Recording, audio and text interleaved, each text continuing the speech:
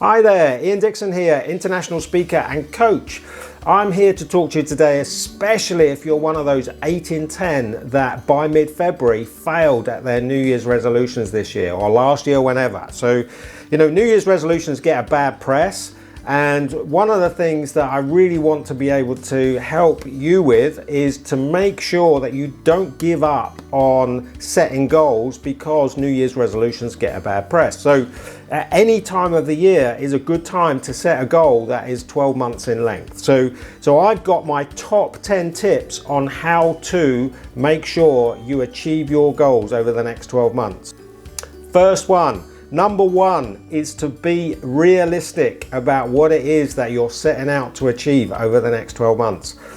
One of the biggest fails on especially New Year's resolutions is that we try and achieve too much. We want to be able to take the world on, and the most important thing is when we set out to achieve the goal, straight away is to make sure that it is achievable and realistic in what it is that we're going to do. So number two, have a plan. Work out what it is that you need to do to be able to achieve that realistic goal. So don't just set out and assume that you're going to be able to get there through drive, determination, grit and muscle. So have a plan, have a structure, have some idea on how you plan to achieve that goal. So which leads me neatly on to number three, which is to track against that plan. Number three, track against the plan. By tracking against the plan, it's almost a bit like a sat-nav. So your plan essentially would be the route that you're going to take, and the tracker would track against that predetermined plan. So you can see if you're off track, and there's only two things that you should do if you end up being off-piste, off the track, is you should either change where you're going or change what you're doing to get there. Now, of course, the latter is the preferable, but don't just keep bashing away if you're off piste. If it doesn't look like you're going to get there, change where you're going or change what you're doing. So number four, one of the most important ones is to have a reason why. Why is it that you're doing what it is that you're setting out to do? List your reasons why right at the start of the process. I say to people, put your whys in a jar so that you can take the lid off and give it a good sniff, good snort at different points throughout the year when you're being challenged, when you're being pushed, when your inner self is telling lies to you to stop and not worry or not do whatever that goal was that you said you wanted to do. Listing your whys is the emotive energy that you're going to need to get you over the big fences that you're going to come up against along the way. Number five, make the activity to get there desirable. Make the activity to get there desirable.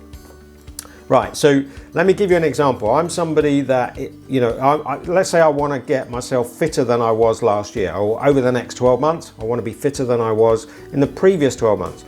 Now, I'm not a gym bunny, I'm not somebody that enjoys doing the weights, and I'm not somebody that enjoys circuit training. But if you want to go and have a game of squash or go swimming or a game of tennis, I'm up, I'm in. That's fabulous. What a great thing to do. And the byproduct is the same. The offset, the thing that we achieve is exactly the same. It's just that we're doing an activity that's far more desirable than perhaps another way of achieving the same goal. So if it's something that you want to achieve, find a way to make the activity required palatable and desirable and interesting. Number six, have some kind of mantra or key phrase for the year.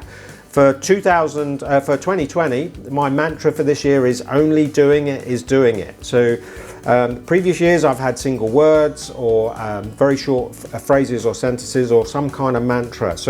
But create or identify with something that is very succinct and easy to remember so that you can ping pong that round your head when you're struggling or you're not doing what you said you were going to do. Number seven, share with others. Share it out, share it with people what it is that you're going to do. So write it down, physically make some notes as to what it is that you're going to do. Physically writing these things out is good for you, but it's also something then that you can share with others. So write yourself a letter, Get yourself onto the social feeds and start sharing with people what it is that you're setting out to do that year. It's a fabulous self-accountability behavior. So whenever you meet or see somebody that's sharing what it is that they're doing, and it's a big challenge, they're sharing with you because they're creating some self-accountability. It's going to help them deliver that goal. So sharing is number 7. Number 8, reward yourself for achieving pieces of this journey. So by achieving the end goal is a reward in itself. This is about achieving something along the way and rewarding yourself for those small bits of achievement along the route. So when you get to a marker or a certain point, reward yourself frequently. Little and often is the key. But make sure that for every behavior change or every part of this process where you've overcome something and you're moving forward with what it is that you set out to do, that there is some kind of carrot or some kind of sense of reward as a part of that process. So number 9, remove all the distractions, all the disruptors, all of the temptations, the saboteurs, all the things that might get in the way that you can see before you set off. Get them out of the way before you set off. So rather than wait until you come up against them and then be teased away or teased into stopping and not doing what it is that you said that you were going to do. So the more you can do to remove the bulk of those things, some of which I know you won't know until you come up against them, but without a doubt, for example, dieting, get rid of the biscuits and the cakes and the chocolates, get them out of the house, lock them away, give them away, throw them away, but remove the distraction. So, and then finally, is a bit cliche, number 10, stick with it. Now, let me give you a bit of an understanding behind the stick with it. Stick with it because it takes 4 to 5 weeks to create the habit. It takes 5 to 8 weeks to train those around you, and it takes 8 to 12 weeks for this to become, actually up to 6 months for this to become a personality trait. And this is why I say to people, you shouldn't really be setting any more than 3 or 4 big habit changing goals for the year. Because any more than that, you're setting yourself up to fail. Years ago, I used to be overly ambitious and set myself smaller, but lots of character changing and habit changing goals. And I wouldn't get them all done. And I was rewarding myself, I guess, by sort of saying, well, I did 5, I didn't do 8. So, but actually, this is more around having 3 or 4 big life changing goals for the year. 12 months, doesn't matter which month you start in, just set yourself a 12-month timeline and then go through them. Be realistic, have a plan, track what you're going to do, understand why you're doing it, make the activity desirable, create a single word or mantra, share with others, reward yourself, remove the distractions and stick with it for 12 months. You'll be glad you did.